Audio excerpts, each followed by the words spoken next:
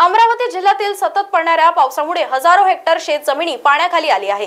दर्यापूर तालुक्यातील तर कापशी व सोयाबीन पिकाच्या शेतात 2 ते 3 फुटापर्यंत पाणी साचले असून शेताला तलावाचे स्वरूप प्राप्त झाले आहे। दरम्यान दर्यापूरमध्ये नुकसान झालेल्या शेतीची अमरावती लोकसभेचे खासदार बळवंत वानखेडे यांनी पाहणी केली आहे। यावेळी खासदार बळवंत वानखेडे यांनी नुकसानीचा आढावा घेतला आहे। तातडीने सरकारने पीक विमा घ्यावा व नुकसानग्रस्त शेतकऱ्यांना नुकसान भरपाई घ्यावी अशी मागणी खासदार बळवंत वानखेडे यांनी केली आहे। गेल्या अनेक दिवसापासून म्हणजे पेरणी सुरू झाली तेव्हापासूनच अमरावती जिल्ह्यात सातत्याने पाऊस सुरू आहे आणि काही पावसामुळे शेती उगवली नाही, काही उगवली। ते उगवलेली शेती शेतकऱ्यांना वाचवण्याचा अनेक प्रकार हे केले, मेहनत घेतली, खत दिलेत, फवारणी केली, परंतु हा खर्च सगळा त्याचा वाया गेलेला आहे। काल परवापासून तर एवढा पाऊस आहे की पूर्ण शेती पाण्याखाली आहे। म्हणजे जे आहे पीक ते नष्ट होण्याच्या मार्गावर आहे। शेतकऱ्यांच्या हाती काही राहणार नाही, म्हणून या निमित्तानं शेतकऱ्यांच्या पाठीशी सरकारनं उभं राहणं गरजेचं आहे। मग पीक विमा असेल किंवा विशेष पॅकेज असेल, हे जाहीर करून शेतकऱ्यांच्या पाठीशी सरकारनं उभं राहावं, त्या निमित्ताने ही विनंती करेल।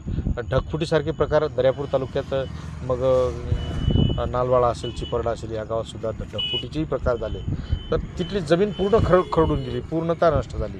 तर शासनाने याकडे दुर्लक्ष द्यावं ही विनंती करेल। मी प्रवीण कावरे एक शेतकरी आहे आणि या तालुक्यात जवळपास 27 जूनपासून पेरणी झालेली आहे।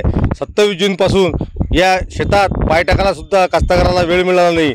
शेतकऱ्यांनी काही ठिकाणी तणनाशक मारलेले आहेत, कोणी खतं टाकलेले आहेत आणि एकरी 20 ते 25 हजार रुपयाचा खर्च झालेला आहे आणि हा खर्च भरून सुद्धा निघत नाही आणि पुढील उदरनिर्वाह शेतकऱ्यांनी कसा करावा ही मोठी आज समस्या शेतकऱ्यांजवळ झालेली आहे।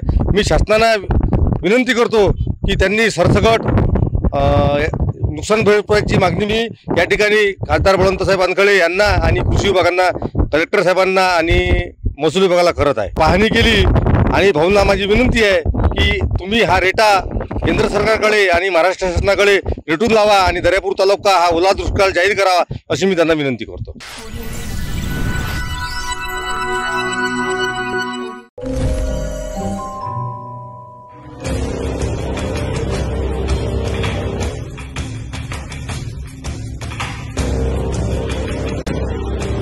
अगड़म बगड़म तिगड़म नागपुर में होगा चीन टपाक डमडम। जादुई दुनिया के नए नए चमत्कार अब नागपुर में पहली बार। डायनासोर, गॉडजिला और गोरिल्ला और आदमखोर भेड़िया एक मंच पर एक साथ। 13 अगस्त से रोजाना 3 शो, 1, 5 और रात 8 बजे विदर्भ हिंदी साहित्य सम्मेलन, झांसी रानी चौक, नागपुर में। बुकिंग्स के लिए विजिट करें www.badshahmagicalworld.com।